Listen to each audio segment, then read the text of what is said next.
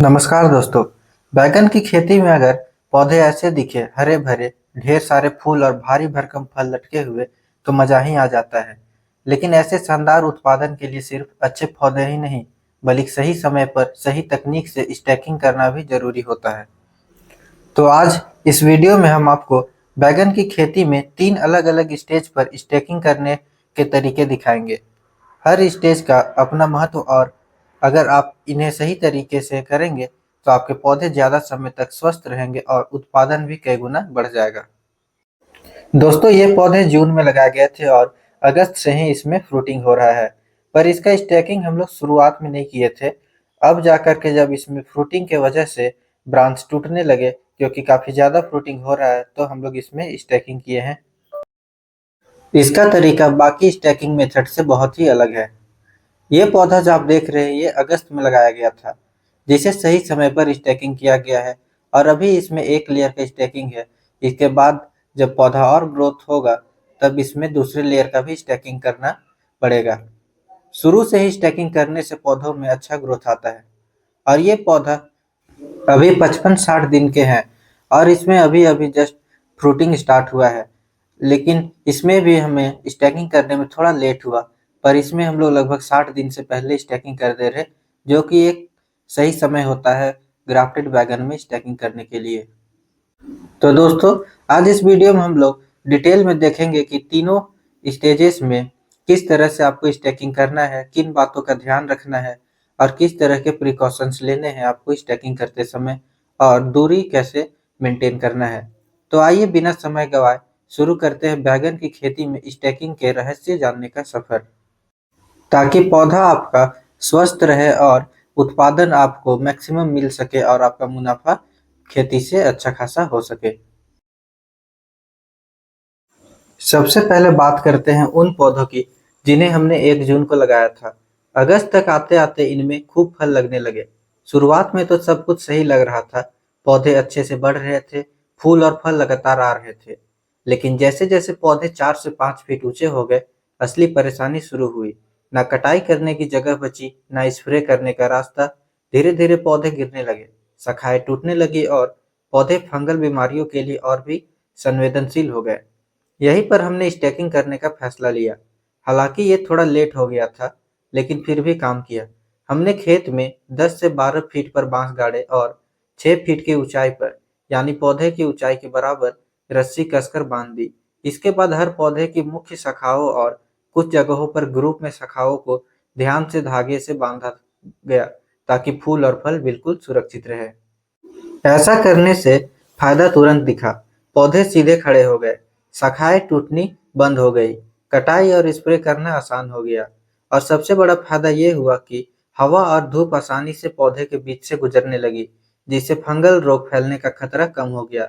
और साथ में नीचे में नया ब्रांचिंग भी शुरू हो गया, जो कि लेट फ्लावरिंग और फ्रूटिंग में काम आता है। यानी थोड़ा लेट होकर भी अगर आप स्टैकिंग कर दें, तो आपके पौधे को बचाया जा सकता है और उत्पादन में अच्छा सुधार आता है।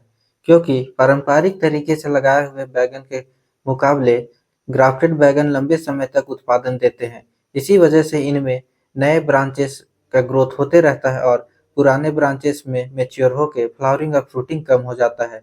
इसी कारण आपको स्टैकिंग करना बहुत ही ज़रूरी होता है। जैसा कि आप देख सकते हैं, इसी तरीके से आपको ऊपर के जो नए ब्रांच है, उन्हें कस के खींच करके इस तरह से खींचना है कि उसमें फ्लावर ड्रॉप ना हो, साथ में जो लगे हुए फ्रूट है वो भी बर्बाद ना हो, और आपको ऊपर वाले जो ग्रीन कलर का रस्सी दिख रहा है उसमें अच्छे से टाइट से बांध देना है।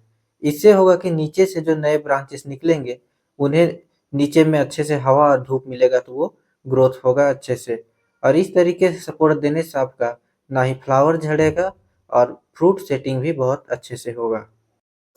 इस तरह के बढ़े हुए पौधों में स्टैकिंग करने का एक और उपाय होता है कि आप सीधे मल्चिंग के दोनों तरफ बांस गाड़ के एक लंबा रस्सी खींच के आप इसे सीधा कर दे। लेकिन उसमें खतरा होता है खूब सारे ब्रांचेस का टूटने का। तो सेफेस्ट तरीका होता है आपको इस तरह के मेच्योर प्लांट्स में स्टैकिंग करने का यही तरीका, कि आप उसे बांध दे पौधों के ऊपर से रस्सी पार करके। आपको ध्यान देना है कि इसे मजबूती से बांधना है, ताकि आपके जो बंधे हुए ब्रांचेस से उन्हें ना ही झटका पड़े और ना ही वो खूल करके गिरे, ताकि आपका फ्लावरिंग और फ्रूटिंग सेफ रहे। अब बात करते हैं उन पौधों की जिन्हें हमने 28 जुलाई को लगाया था।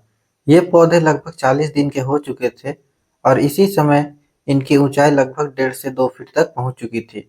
यही वह समय होता है जब स्टैकिंग शुरू करनी चाहिए। इस बार हमने शुरुआत से ही पौधे को गिरने और टूटने से बचाने के लिए एक अलग तरीका अपनाया।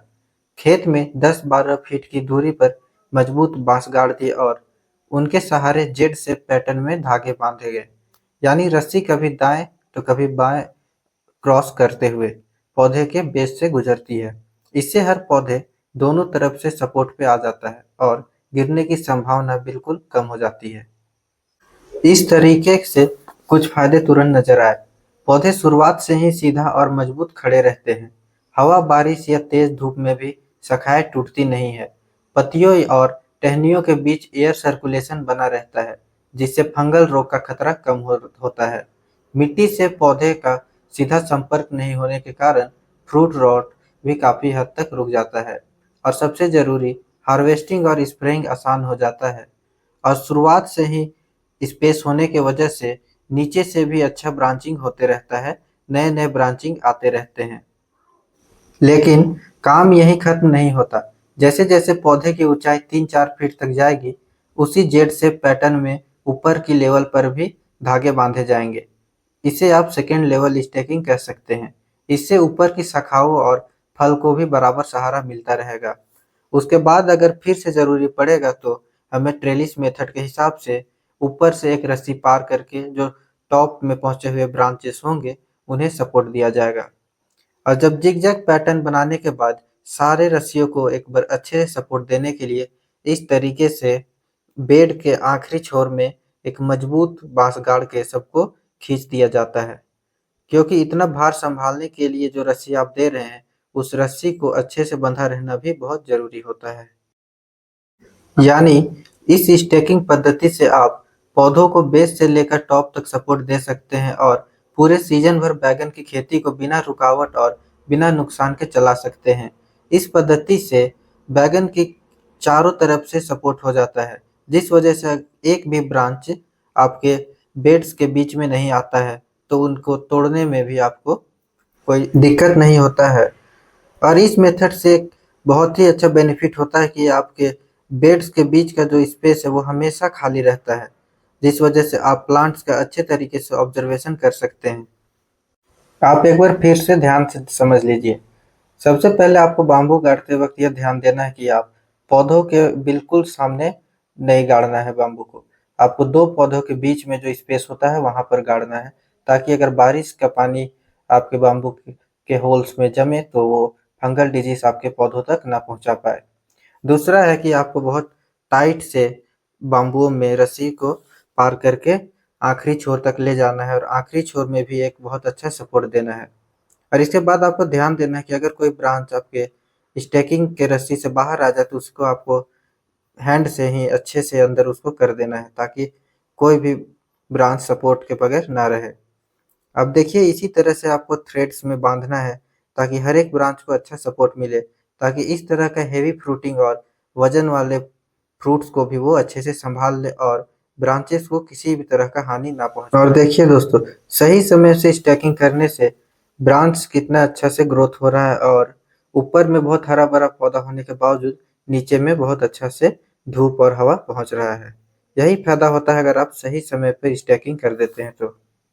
अब तीसरे बैच की बात करते हैं, जिन्हें हमने 8 अगस्त को लगाया था और इसमें लगभग 1500 पौधे लगे हुए हैं, लगभग 40 डिसमिल में। ये पौधे तेज़ी से बढ़े और सिर्फ 40-45 दिनों में ही काफ़ी फ्लावरिंग होने लगा और 60 दिन में ही इसमें पहला हार्वेस्टिंग हो गया।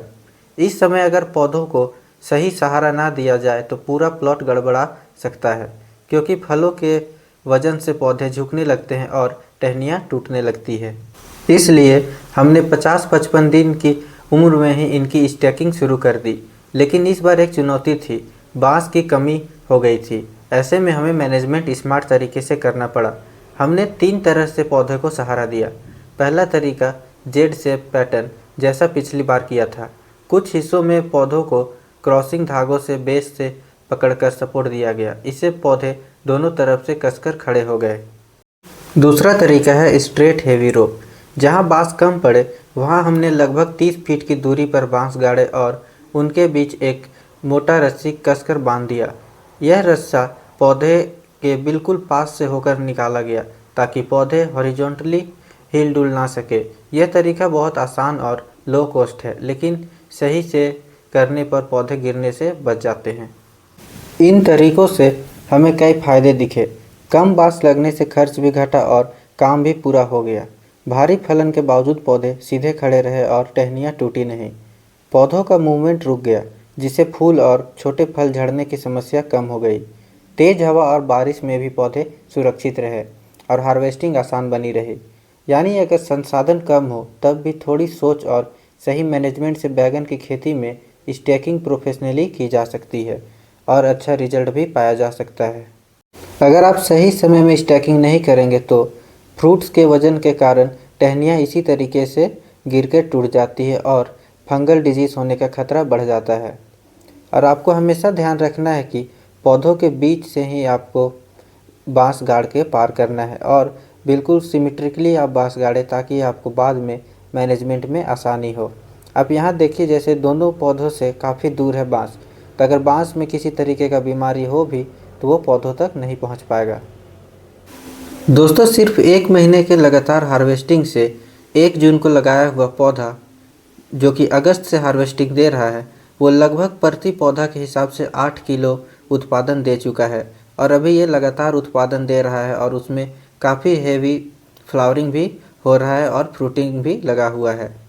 तो अगर यह सफलता आपको भी चाहिए, इस तरह का हार्वेस्टिंग आपको भी चाहिए, तो आपको सही बेसल डोज डालना पड़ेगा, सही से खेत की तैयारी करना होगा, सही तरीके से आपको माइक्रो न्यूट्रिएंट्स का ध्यान रखना होगा आपके पौधों में।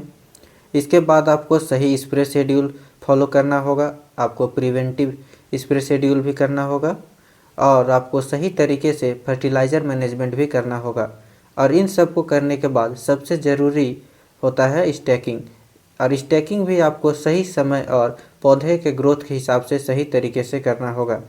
याद रखिए दोस्तों, स्टैकिंग सिर्फ सहारा देने का तरीका नहीं है, यह पौधों को स्वस्थ रखने और उत्पादन बढ़ाने का सबसे महत्वपूर्ण कदम है। तो दोस्तों, अगर आप बैगन के पौधों से अच्छे फल और उत्पादन चाहते हैं तो स्टैकिंग को कभी मत भूलें। तो दोस्तों, ये थी हमारी स्टैकिंग स्टोरी और कैसे सही समय पर स्टैकिंग से बैगन के पौधे स्वस्थ रहते हैं और शानदार उत्पादन देते हैं। इस वीडियो में हमने सीखा कैसे पहले गलती से सीख लेकर पौधों को समय पर और सही तरीके से स्टैकिंग करके हम उत्पादन बढ़ा सकते हैं और पौधों को स्वस्थ रख सकते हैं। अगर आपको ये वीडियो पसंद आया और आपको जानना चाहते हैं तो सब्सक्राइब करें, वीडियो को लाइक करें और शेयर करें और नीचे कमेंट में बताएं कि आप कौन सा तरीका या स्टेज जानना चाहते हैं। अगले वीडियो में हम और टिप्स और ट्रिक्स दिखाएंगे ताकि आपकी बैगन की खेती और भी सफल हो सके। तो जुड़े रहे, सीखते रहे और अपने खेत को बनाइए और भी शानदार।